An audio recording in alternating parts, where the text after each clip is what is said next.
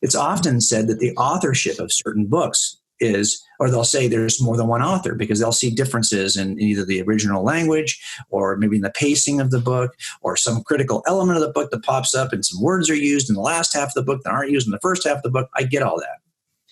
I have cases, though. I'll give you an example of this. I had a case from years ago that was actively worked for 3 years before it went cold. In the first days of the first officer who was assigned the case, he would come back and he would either type on a typewriter. And because of the technology, if he made a small mistake, he would not necessarily, like if we make a mistake on the computer, we can rewrite the entire sentence. Right. If he made a mistake, he would say, oh, it's not perfect. He'd change a few words. He'd keep on typing. The next day, he'd go out and he'd investigate something. And then he would come back and he's impressed. He would ask our secretary, can I just recite this to you? And she's on a typewriter, and she's much more facile. And he's just saying what he did that day, and she's just updating the report. And she's got, it's going to sound different because she's actually more literate than the detective, okay?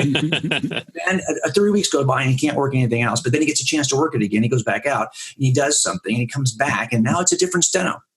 This goes on for 3 years. By the time I get it, it's a 100-page report. But it was not written at one setting. And it turns out a different steno was used over the course of the 3 years.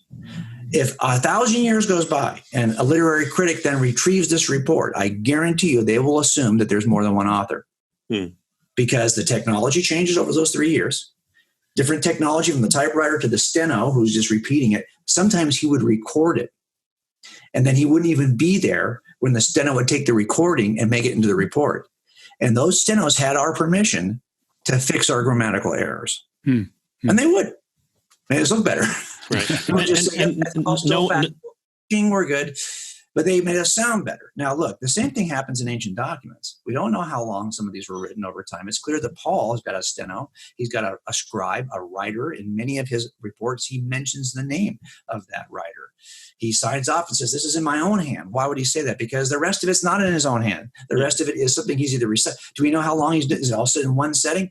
You sound different. If I answer the same questions with you tomorrow, my answers will probably sound a little bit different, right? Even if you said, okay, let's just stop right here and pick up the second part of the conversation tomorrow. I might use different words tomorrow based on what's in my head tomorrow. If I wait 3 weeks, it's even going to be more dramatically different. So I think we just can't draw assumptions, large, overarching assumptions that would discredit the reliability of any ancient manuscript when we still have open questions about the time span in which it was written. Did he have any help as he was writing it? What kind of technology in terms of what's the surface he's writing on? What kind of ink? Does it allow for corrections? Does it allow for me to go back up and say that again? These are the kinds of things we have to keep in mind, even with documents that are just 30 years old.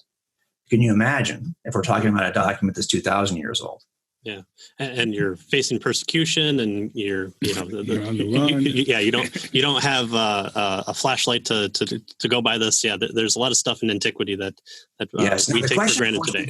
It's back to that definition of inerrancy. So you're telling me then that there are documents that might have been in some way limited by the text, by the process of recording or writing, and the technology available. Why wouldn't, well, God would overcome all that, right?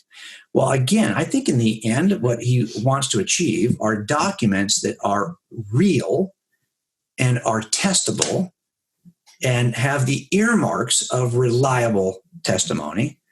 And I actually think that these